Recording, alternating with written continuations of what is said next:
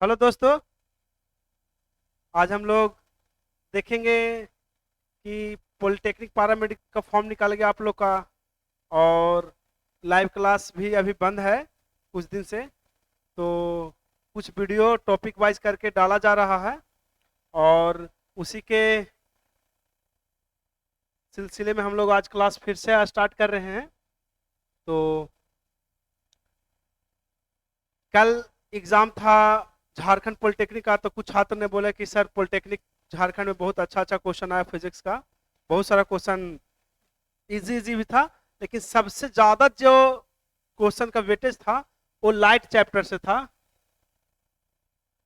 Light यानी कि प्रकाश जो चैप्टर है, इससे सबसे मैक्सिमम क्वेश्चन था। तो झारखंड पॉलिटेक्निक का एग्जाम हुआ कल, उसमें सबसे ज़्यादा क्वेश्चन फिजिक्स में जो था वो प्रकाश से था और उसके बाद इलेक्ट्रिसिटी से था,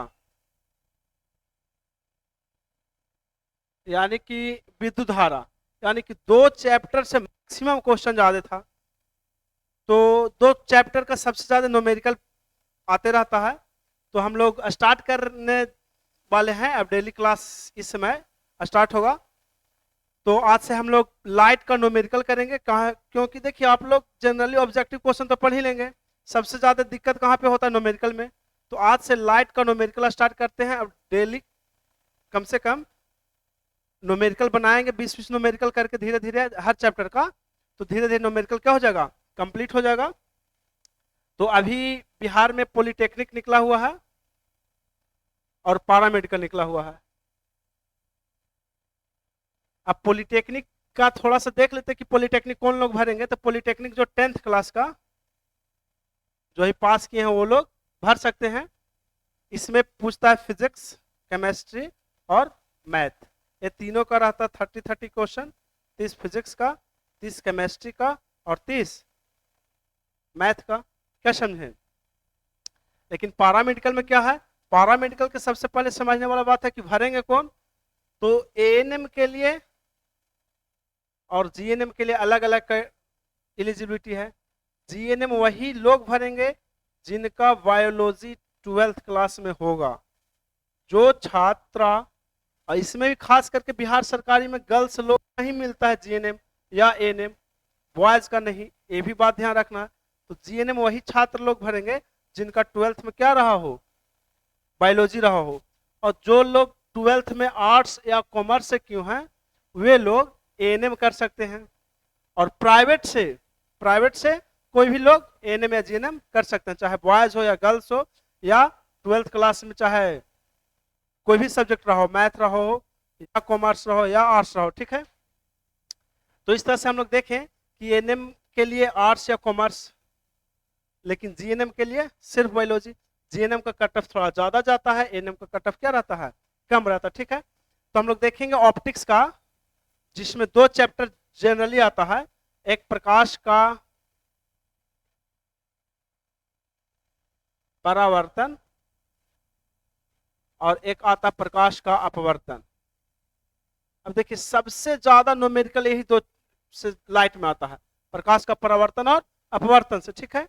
उसके बाद अगर न्यूमेरिकल आता है तो विद्युत धारा से। तो हम लोग अब करेंगे क्या? डेली न्यूमेरिकल का 20-20 क्वेश्चन, 10-10 क्वेश्चन जितना हो पाएगा। अगर ज्यादा लंबा सेशन हो जाता है 10 क्वेश्चन करेंगे, लेकिन कोशिश रहेगा कि कम से कम आधा घंटा 45 मिनट का वीडियो हो। और उसमें कुछ कुछ क्वेश्चन हम लोग क्या करेंगे? डिस्कशन करेंगे। सिर्फ न्यूमेरिकल के क्रम में ही हम लोग कॉन्सेप्ट को क्या कर लेंगे? डिस्कस कर लेंगे। जैसे आज हम लोग प्रकाश के परावर्तन का जितना कॉन्सेप्ट है न्यूमेरिकल के लिए वो बता देते हैं। कल इसका प्रकाश का परावर्तन का क्या करेंगे? न्यूमेरिकल करेंगे। ये 10th क्लास का भी काम आएगा, क्योंकि 10th क्लास में प्रकाश का परावर्तन का बहुत सारा न्यूमेरिकल दिया हुआ है। तो 10th क्लास के बच्चे के लिए बहुत ज्यादा फायदा हो जाएगा। देखिए, सबसे पहले दर्पण के लिए प्रकाश के परावर्तन में क्या क्या इंपॉर्टेंट फॉर्मूला है वो हम लोग डिस्कस कर लेते हैं। तो पहला कि n is equal to 360 degree बटा थीटा। ये किसके लिए यूज होगा? अगर दो समतल दर्पण है, किसी थीटा कोण पर झुके हुए हैं, उसके बीच बनने वाले प्रतिबिंब की संख्या निकालने के लिए फॉर्मूला होता है n is equal to 360 degree बटा थीटा। अगर एन का मान अगर सम आएगा तो उसमें से एन को में से क्या करते हैं, एक को हटा देते हैं। यदि एन विषम आता है, इवन ऑड, ठीक है, तो अब एन क्या रह जाता है, एज इट इज आता है। जैसे मान लीजिए कुछ क्वेश्चन लेते हैं कि अगर दो दर्पण को इस प्लेन मिरर के लिए है, अगर समतल दर्पण को 30 डिग्री पर झुकाया हुआ है, अगर आपको दे दिया गया कि थीटा बराबर कितना डिग्री, 30 डिग्री, तब उसके बीच बनने वाले प्रतिबिंब की संख्या ज्ञात करें। तो एन बराबर हो जाए कितना, 360 डिग्री बटा 30 डिग्री, 12 तिया 36। अब क्या 12 आंसर होगा, नहीं होगा, क्यों, क्योंकि 12 कैसा संख्या है, सम संख्या है। तो इसमें से एक को क्या करेंगे, माइनस करेंगे, तो नंबर ऑफ इमेजेस कितना हो जाएगा, 11 हो जाएगा, ठीक है। तो पहला एक ये फॉर्मूला याद रख लेना है कि n is equal to 360 degree बटा थीटा, किसके लिए, दो समतल दर्पण को थीटा डिग्री पर झुका के रखा जाए तो किसी वस्तु का बनने वाले प्रतिबिंब की संख्या का फॉर्मूला होता है n बराबर 360 डिग्री बटा थीटा। इसमें दो कंडीशन याद रखना है, एन यदि सम आया तब और विषम आया तब। अगर इवन आएगा तो एक माइनस करेंगे, ऑड आएगा तो एज इट इज छोड़ देंगे। तीसरा भी कंडीशन है कि मान लीजिए, जैसे देखिए अगर थीटा बराबर 120 डिग्री दिया हुआ है तो एन कितना होगा, 360 डिग्री बटा 120 डिग्री, 12 तिया 36, आंसर कितना हो गया, 3। लेकिन अगर मान लीजिए कि एन निकाले 360 डिग्री बटा दे दिया 140 डिग्री, सपोज करिए कितना डिग्री, 140 डिग्री, तो पॉइंट से पॉइंट कट गया, 18 बटा 7 हो गया, 7 दूनी 14, 15 16 17 4 बचेगा, 7 पचे 35, 2.5। अब पॉइंट वाला को क्या करना है, सम में तो एक घटा देते थे, विषम में ऐसे ही छोड़ देते थे। अगर पॉइंट में आएगा तो पॉइंट के बाद कुछ भी संख्या उसको इलिमिनेट कर देना, हटा देना, नंबर ऑफ इमेज कितना हो जाएगा, 2 हो जाएगा। अब ये नहीं सोचना कि 2 सम है तो एक हटा देते, नहीं, बस पॉइंट के बाद वाले संख्या को हटा देना है। 7 पॉइंट मान ली 97 है, इसको क्या कर देना है, हटा देना है, आंसर कितना आ जाएगा 7। पॉइंट के बाद कुछ भी रहे उसको हटा देना है, और पॉइंट के पहले कुछ भी रहे उसको रहने देना है। पॉइंट के पहले चाहे इवन रहे या ऑड रहे। तो पहला कंसेप्ट हम लोग सीखे हैं कि किसी भी समतल दर्पण को थीटा डिग्री पर झुका के रख दिया जाए तो बनने वाले इमेज की संख्या का फॉर्मूला n बराबर होता है 360 डिग्री बटा थीटा। n का मान इसमें 3 कंडीशन देखें, इवन आएगा तो एक घटाएंगे, ऑड आएगा तो एज इट इज छोड़ देंगे, पॉइंट में आएगा तो पॉइंट के बाद वाला टर्म को क्या कर देंगे, हटा देंगे, ठीक है। तो एक तो फॉर्मूला हम लोग देख लिए, n is equal to 360 degree बटा थीटा। दूसरा मिरर फॉर्मूला, दर्पण सूत्र, 1 बटा v प्लस 1 बटा u बराबर क्या होता है, 1 बटा f। v क्या होता है, तो v होता है वस्तु प्रतिबिंब दूरी, u वस्तु दूरी और f फोकस दूरी, ये सब बेसिक आप लोग जानते ही होंगे। तीसरा फॉर्मूला होता है एक f इक्वल टू r/2 होता है, यानी कि फोकस दूरी जो होता है वक्र त्रिज्या के आधा होता है, ठीक है। एक आवर्धन होता है, आवर्धन का फॉर्मूला होता है माइनस v बटा u। ये दर्पण के लिए है, किसके लिए है, दर्पण के लिए, ठीक है। लेंस के लिए v बटा u हो जाएगा, लेंस के लिए क्या हो जाएगा, v बटा u। चलिए तो बेसिक फॉर्मूला कॉन्सेप्ट आज देख लेंगे, प्रवर्तन का कल उसका न्यूमेरिकल करेंगे, ठीक है। तो n 360 डिग्री बटा थीटा, n के लिए 3 कंडीशन आपको बताया गया, n इवन आएगा तो एक घटा देंगे, ऑड आएगा तो छोड़ देंगे, और पॉइंट आएगा तो उसको पॉइंट वाला टर्म को हटा देंगे, ठीक है। अब देखिए u के बारे में समझते हैं कि u को कब निगेटिव लेंगे कि पॉजिटिव लेंगे, क्या लेंगे। u ऑलवेज निगेटिव लेंगे, क्यों, समझिएगा। अगर कोई दर्प, समझिएगा, a अवतल दर्पण है, कौन सा दर्पण है, अवतल दर्पण है। इस दर्पण का मान लेते हैं कि पोल है, ए वक्रता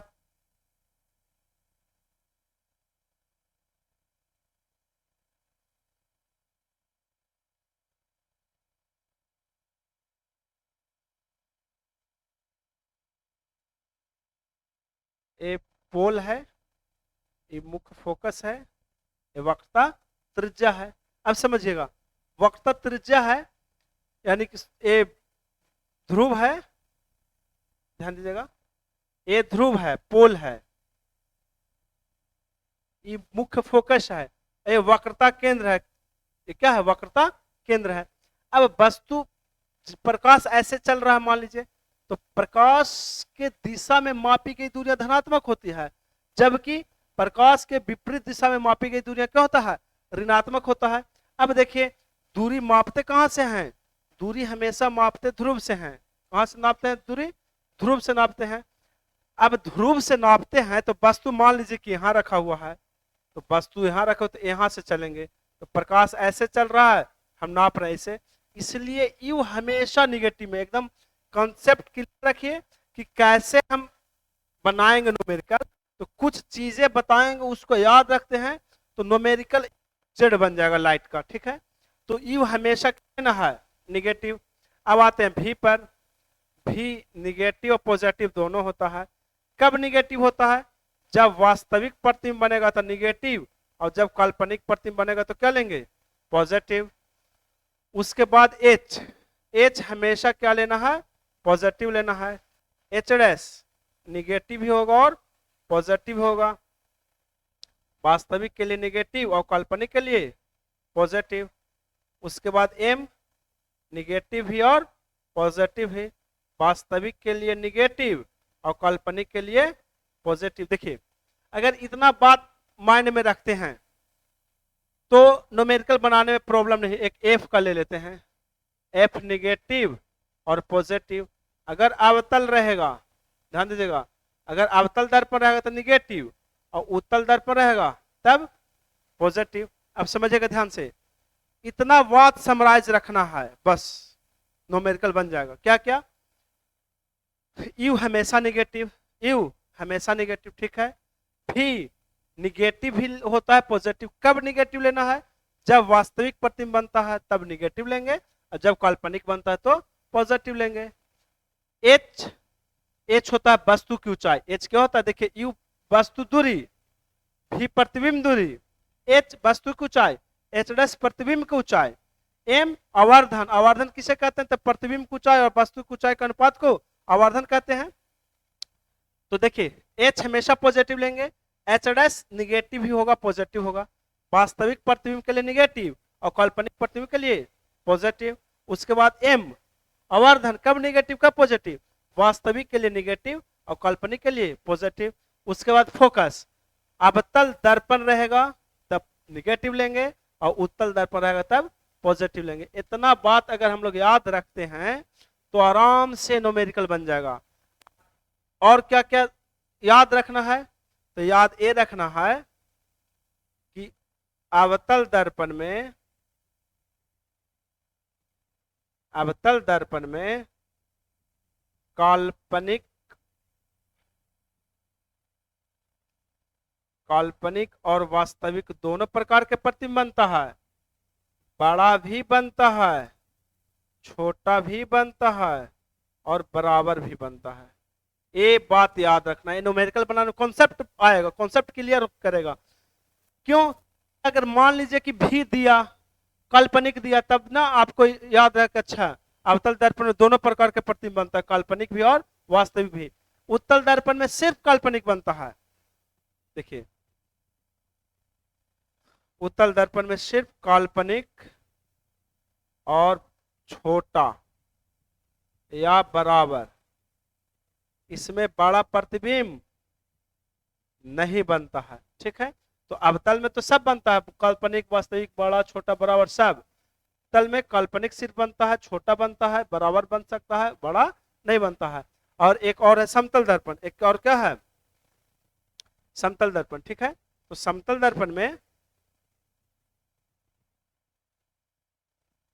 समतल दर्पण में काल्पनिक बनता है और बराबर बनता है, ठीक है। काल्पनिक और बराबर। देखिए, बहुत तरह से न्यूमेरिकल बनेगा। क्वेश्चन पूछेगा कि समतल दर्पण का आवर्धन कितना होता है, तो समतल दर्पण में बराबर चूंकि प्रतिबिंब बनता है, जितना बड़ा वस्तु उतना ही बड़ा प्रतिबिंब, तो इसलिए आवर्धन क्या होगा? 1 होगा। पूछ देगा आपको से उत्तल दर्पण का आवर्धन बताइए कितना हो सकता है? 1। 1 से ज्यादा 1 से छोटा, तो चूंकि इसमें छोटा या बराबर बनता है, बड़ा प्रतिबिंब नहीं बनता, इसलिए आवर्धन इसका 1 से ज्यादा कभी नहीं होगा। अवतल दर्पण में पूछ देगा आवर्धन के बारे में, अवतल दर्पण में चूंकि बड़ा ही बन रहा है, छोटा ही बन रहा है, बराबर ही बन रहा है, इसलिए इसमें तीनों प्रकार के क्या बन सकता है, आवर्धन बन सकता है। ठीक है, तो एक बार कॉल कर लेते हैं। एन समतल दर्पण में बनने वाले प्रतिबिंब में कि कितना प्रतिबिंब बनेगा दो दर्पण के बीच में, तो उसका फॉर्मूला है 360/θ। ठीक है, उसके बाद दर्पण सूत्र 1/v प्लस 1/u बराबर 1/f। उसके बाद f बराबर r/2, फोकस बराबर वक्रता त्रिज्या का क्या होता है, आधा होता है। m बराबर -v/u आवर्धन का फॉर्मूला होता है। m का एक और फॉर्मूला होता है h'/h, और अगर दोनों को इक्वेट करेंगे तो -v/u बराबर h'/h, ये हो जाएगा एक और आपका क्या फॉर्मूला हो जाएगा।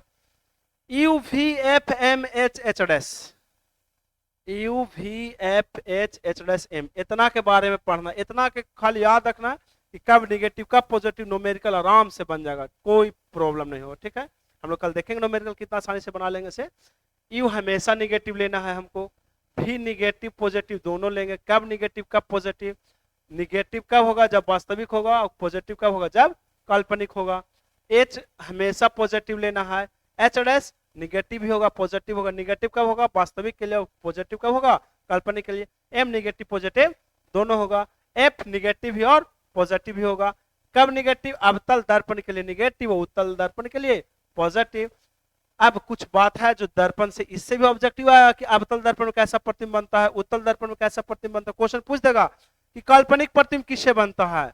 अब सोचिए काल्पनिक प्रतिबिंब, क्वेश्चन घुमा देगा सिर्फ काल्पनिक प्रतिबिंब किससे बनता है। दोनों अलग अलग क्वेश्चन है। काल्पनिक प्रतिबिंब किसमें बनता है, तीनों में। देखिए अवतल में भी, उत्तल में भी, समतल में भी। देखो सिर्फ काल्पनिक प्रतिबिंब किसमें बनता है, तो उत्तल दर्पण और समतल दर्पण में। समतल दर्पण में और क्या खासियत है कि जितना दूर वस्तु को रखते हैं उतना ही पीछे प्रतिबिंब बनता है। जितना बड़ा वस्तु होता है उतना बड़ा प्रतिबिंब बनता है। वस्तु को भी वेग घुमाया जाता है तो प्रतिबिंब 2v वेग से घूमता है। इस तरह से इसका क्या है, कॉन्सेप्ट है। तो प्रकाश का परावर्तन का इतना ही बेसिक कॉन्सेप्ट है। इसी के आधार पर हम लोग सारा न्यूमेरिकल को क्या करेंगे, डिस्कस करेंगे। इस बात को अगर ध्यान में रखते हैं तो जितना प्रकाश का परावर्तन का 10th क्लास का रहा है, चाहे पॉलिटेक्निक या पैरामेडिकल में जो न्यूमेरिकल पूछा है, सारा न्यूमेरिकल इसी से क्या हो जाएगा, हल होगा। ठीक है, तो कल हम लोग आते हैं न्यूमेरिकल बनाते हैं इसी टाइम में। तब तक के लिए आप लोग को जय हिंद।